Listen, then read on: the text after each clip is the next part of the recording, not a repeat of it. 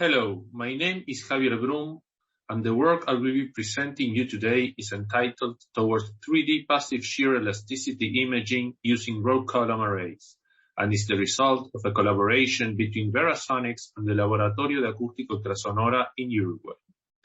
So nowadays, 3D ultrasonic imaging is possible due to the development of matrix and row column arrays.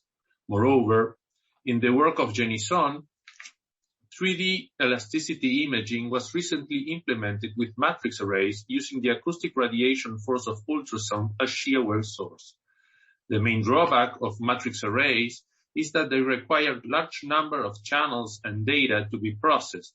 Alternatively, row column array allows volume imaging with lower channel count, but for the moment, they are unable to generate the acoustic radiation force.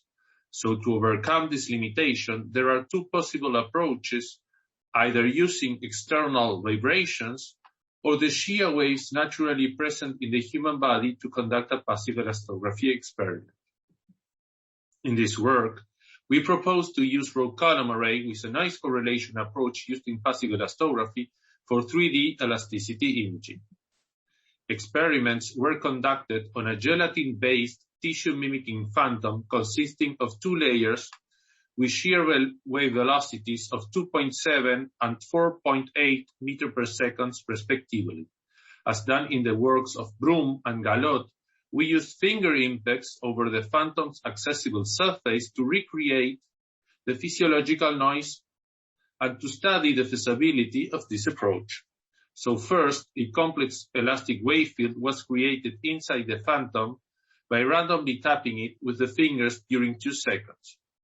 Then, the particle velocity field was acquired inside a 25 by 25 by 40 cubic millimeter volume at 200 frames per second using a 128 by 128 elements 6 megahertz row column array driven by a Verasonics Vantage system. This is an example of the acquired particle velocity field. So in order to recover a coherent wave propagation from this complex elastic wave field, we used a noise correlation approach, which can be interpreted as an in silico time reversal experiment. As expressed here, to compute the time reversal field, we use cross-correlation between signals measured at different positions. As an example here, we show the particle velocity field acquired along the central line corresponding to x and y equals 0. We take a reference signal at position R0, for example, in this case is 0,020 millimeters, and we compute the correlation with all the other positions. As a result, we obtain a 3D focusing of shear waves around R0, which in this case is over here. Here we can see the 3D focus. I will play it again. Here we will see the shear wave front converging and focusing. The focus is highlighted by the black contour line at minus 0.3 dB level, and the focusing time was set at 0 milliseconds. So there are several ways to extract the shear wave speed from the correlation feed.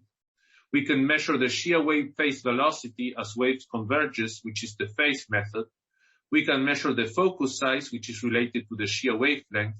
We can measure the amplitude at the focusing point, and we can compute the ratio between the spatial and temporal derivative of the correlation field, which is called the derivative ratio method.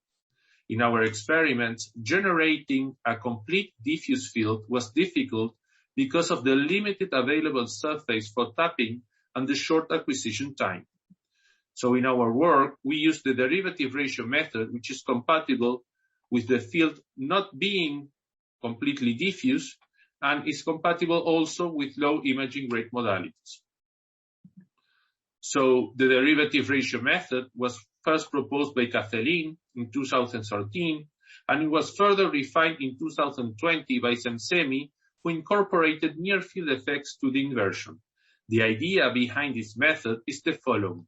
Let C denote any quantity obeying a lossless linear wave equation, like for example, the particle velocity field measured in this work. Consequently, its temporal and its spatial derivative will also weigh away the equation, and therefore they are time reversal invariants. Under a plane wave decomposition, the time reversal version of each quantity can be written as this, with k being the wave number and omega the frequency. Consequently, the Shia wave speed can be computed as the ratio between the time reversal version of the temporal and spatial derivatives at the focusing point.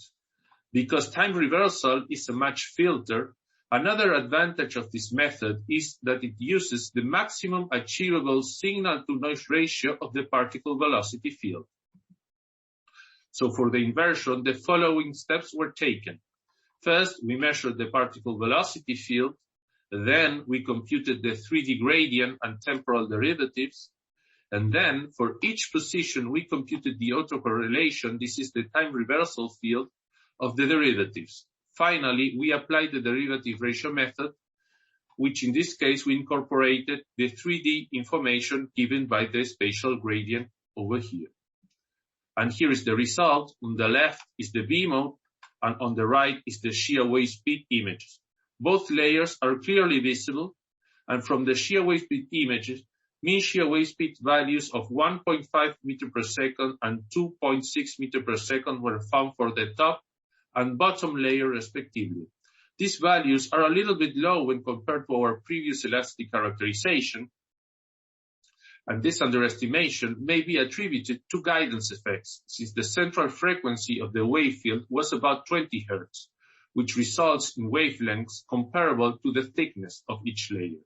However, despite this underestimation, an elasticity contrast of approximately 0.57 is found between both layers, in good agreement with the previous characterization. So to conclude, the result of this proof of concept demonstrates the potential of row column arrays combined with a passive elastography approach for 3D elasticity imaging. Future works should focus on explaining the observed difference and imaging smaller inclusions. Thank you very much for your attention.